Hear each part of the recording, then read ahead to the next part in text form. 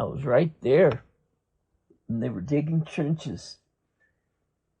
In Belgium? In Belgium and other places. I don't know if this is past, present, or future. Right. But they were lining up civilians, families, mothers, fathers, children, right at the edge of the trenches. Oh my gosh. And shooting them at random. Of course, they would fall into the pit they had dug, the trench, and just covering them back up. And I was wearing a long, wide, like a winter raincoat. When the man was shot that I saw, I didn't know what else to do but gather the children and the woman into that raincoat and just cover them so they couldn't see maybe any more than what they had already seen.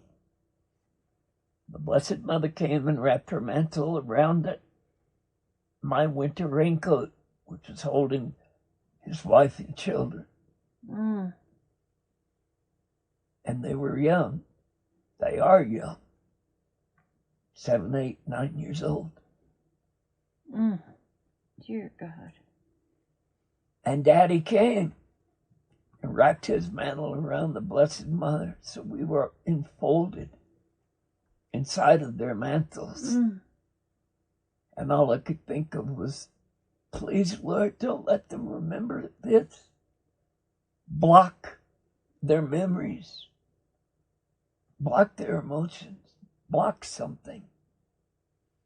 It is, or it will be, very, very horrible.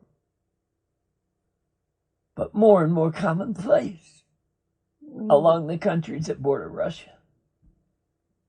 That's what the Nazis did. They say history repeats itself. I don't know. All I know is what I saw. Who's killing the people?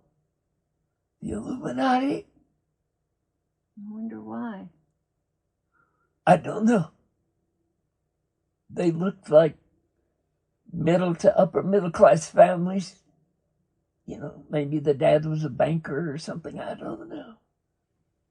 Parents looked like they were about in their 40s. The children were so young. There was something else you wanted me to record from earlier. Well, ask me anything you want to, and I'll try to answer your questions. It was from the other recording that we did. I forget what it was about. What was that other recording about? The Lord bleeding from the crucifix?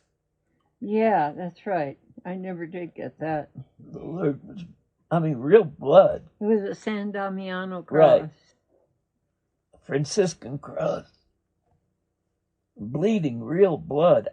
Copious, just pumping out of his side into a golden chalice that was suspended in the air. And he asked that we have adoration of the precious blood tonight, at least for an hour today, wherever the clock happens to be around the world. Okay. I better do that. Kind of where I've been trying to stay and come back to. When I drift, the chalice is just suspended right in front of me, right in the air. And the crucifix. Wow. Real, warm, human blood coming out of it. Wow. And yet the chalice seems like it's never full.